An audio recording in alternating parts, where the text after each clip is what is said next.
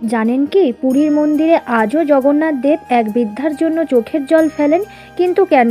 কথিত আছে রাজস্থানের বড় কৃষ্ণভক্ত বৃদ্ধা কর্মাবাই শ্রী জগন্নাথের টানে পুরীর ধামে এসেছিলেন।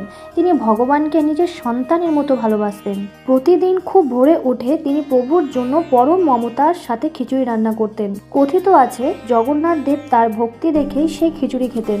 একবার এক সাধু তাকে মন্দিরের শ্রদ্ধাচার এবং ভোগ নিবেদনের সঠিক নিয়ম শেখালেন। এরপর থেকেই কর্মাবাই শাস্ত্রীয় নিয়ম মানতে গিয়ে জগন্নাথকে ভোগ দিতে দেরি করে ফেললেন। পরদিন মন্দিরের প্রধান পুরোহিত দেখলেন বিগ্রহের মুখে লেগে আছে খিচুড়ির কণা।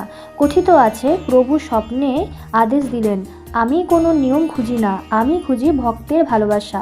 কর্মাবাইয়ের সেই সাধারণ খিচুড়ি আমার সব থেকে প্রিয়। তখন থেকেই আজও পুরীর মন্দিরে প্রতিদিন সকালে বাল্যভোগ হিসেবে কর্মাবাই খিচুড়ি নিবেদন করা হয়, যেখানে ভক্তি হলো শ্রেষ্ঠ নিয়ম। তো বন্ধুরা, ভিডিওটি কেমন লাগলো কমেন্টে জানাবেন এবং এমন আরও ভিডিও পেতে আমার চ্যানেলটিকে সাবস্ক্রাইব করে পাশে থাকবেন।